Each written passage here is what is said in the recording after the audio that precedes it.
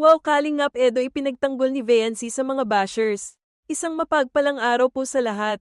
Hiling ko lang napatapusin ang mixing reaction video na ito para malaman kung ano ang dahilan kung bakit nga ba nababash si Kalingap Edo.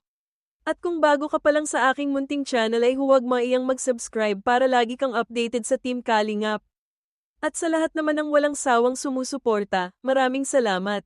Sa latest video ni Kalingap Rab ay tahasang sinabi ni Viancy patungkol sa mga nagtatampo daw kay Kalingap Edo. Diretsahang sinabi ni Viancy na huwag na raw po silang magtampo kay Kalingap Edo dahil sobrang bait po nito. Ang dahilan po mga Kalingap ay naming misunderstood ang kabaitan ni Kalingap Edo. Meaning po mga Kalingap ay nabibigyan ng masamang pakahulugan ng kindness na ibinibigay ni Kalingap Edo kay Arjun. Nagbiro pa nga si Kalingap Edo na nagseselos daw itong si Viancy. Bagay naman na itinanggi ni Viancy. Naiintindihan daw niya ang mga ginagawa ni Kalingap Edo. So wala naman dapat ipag-alala dahil ang turing ni Kalingap Edo kay Arjun ay sisterly lamang. So sa mga solid EDSI po dyan ay huwag po tayong mag-alala dahil loyal si Kalingap Edo kay Viancy. Good vibes lang lagi, alam naman niya ang kanyang mga limitations. So clear na po mga Kalingap na walang selosan na nagaganap. Both sides ay napaka-understanding. At sa kilos naman ng EDSI mga Kalingap ay ramdam nila na may feelings na sila sa isa't isa dahil mapapansin naman ng mga viewers ang concern nila sa isa't isa. At sa mga body language nila ay hindi na rin maitatanggi ang kanilang mga nararamdaman. Like sa mga simpleng titig nila sa isa't isa ay makikita mo na genuine ang kanilang nararamdaman. At ang pinakamahalaga ay komportable na sila sa isa't isa mga Kalingap.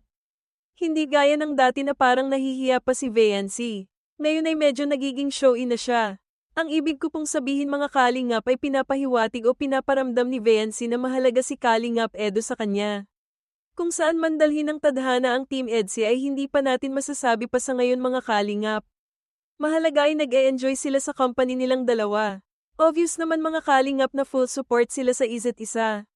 Sabi nga ng isang supporter ng Team EDSI ay wala daw kaarte-arte itong si Viancy dahil kahit hindi siya ready sa mga activity minsan ng Team Kalingap ay go lang siya ng go.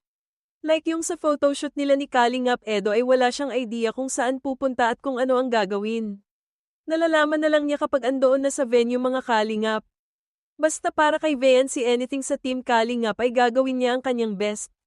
Dahil sa tingin ni Viancy sa ganoong paraan lamang siya makakabawi sa lahat ng tulong na binibigay ng Team Kalingap sa kanyang pamilya. Hanggang dito na lang muna mga kakalingap. At kung nagustuhan mo ang aking munting video ay huwag kalimutang mag-subscribe para lagi kang updated sa Team Kalingap. Please like and share po mga Kalingap. God bless po.